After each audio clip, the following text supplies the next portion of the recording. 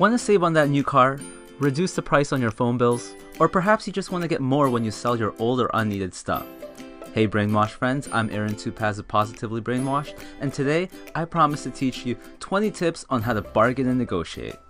These tips will be about having the right mentality, preparation, practical techniques, precautions and what not to do, and some scripts and structure to get you started, including my favorite phrase. So let's get started. Tip number 1 is don't feel bad. Some people feel bad for negotiating. They don't speak up and just accept the price that's been handed to them. So don't feel embarrassed like you're cheap, because if it's done the right way, you'll feel great and save a lot of money. Number 2 is to do your research. Do research on the product. If you can quote the prices of the competition to the person you're making a deal with, you will have the upper hand and they will be more likely to compromise.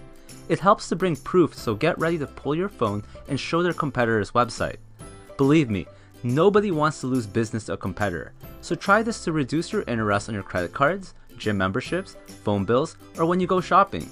Find what you think is a fair price and then aim to lower it by like 10% if you're buying, or increase it if you're selling. Number 3 is to determine your cheapest price or worst case scenario. Before you even negotiate, make sure you know what's the price that you will without a doubt refuse to accept. Because if you've ever agreed to something and the next day you've regretted it, then you know exactly what I'm talking about.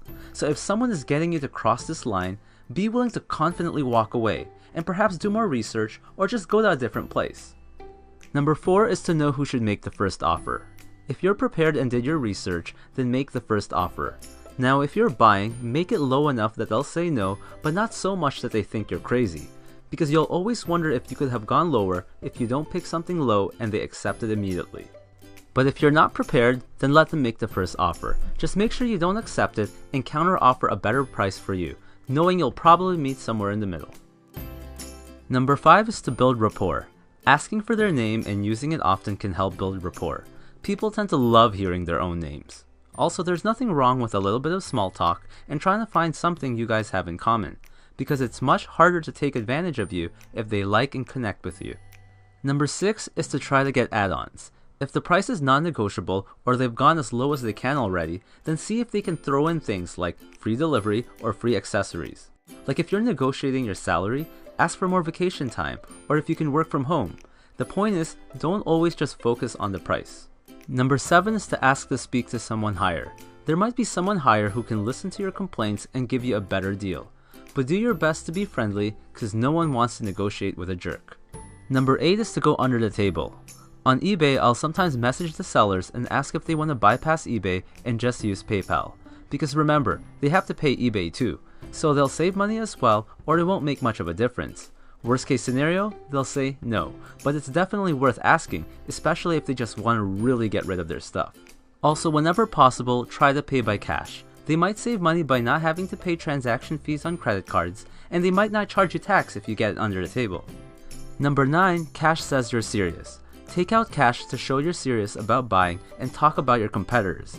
So if the price can't be agreed upon and you walk away, there's a chance they'll give in, because like I mentioned in tip number 2, they don't want you going to their competitors.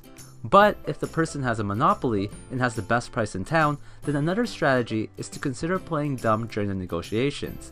Because if the person knows you've done your research, then most likely they'll know you'll come crawling back. Number 10 is to match their body language. If possible, scope the area first and pay attention to match the body language and enthusiasm of the person you'll be negotiating with. This is easy to do, as you can just say you're browsing if anyone tries to help you.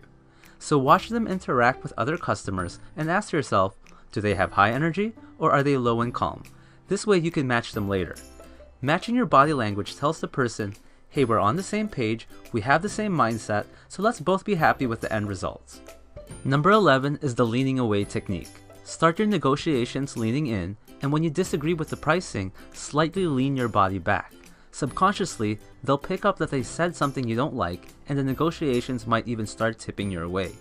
You should also watch their body language in case they're doing the same. For more on body language, I highly suggest you take a look at my video specifically on this topic, especially about understanding open and closed body language, because it's very important in sales and negotiations. Number 12 is the power of silence. Silence can create pressure.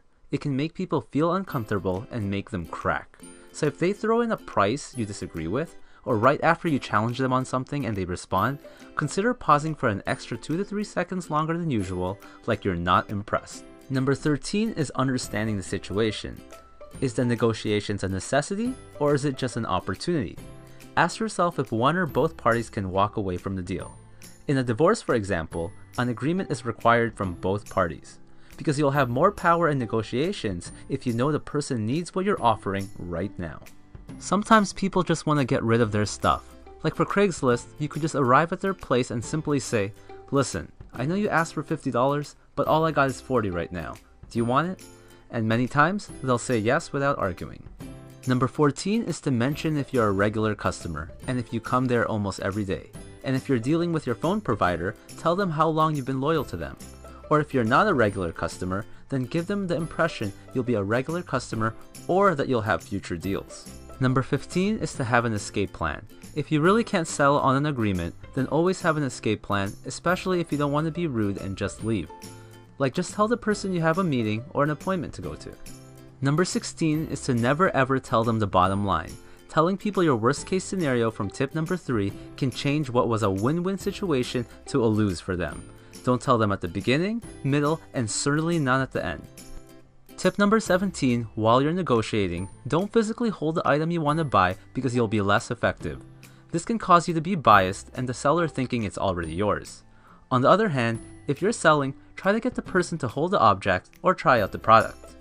Number 18, don't salami yourself. If you're selling and bundling things or services, don't break down the prices for each item. Just give the total price and say what it includes or what you're going to do. Otherwise, people might ask to remove certain items that they don't want or could get cheaper somewhere else. But if you're buying, then try to salami the person so you get only what you need. Next, to help get you started, practice giving a reason and then offering a price. That's really expensive for this old place. I was thinking more like $50,000. The other store has this for just $60. Would you take it for $40? I've been a customer for 2 years. Could you reduce my bills to $60? You might be going back and forth for a while, and some negotiations can take hours even, so try to save your best arguments for last. The last tip is my favorite phrase. Now after you've done all you can to get the best offer, try to get one last punch by asking, "Is that the best you can do?" Practice this in the mirror using different inflection points. Is that the best you can do?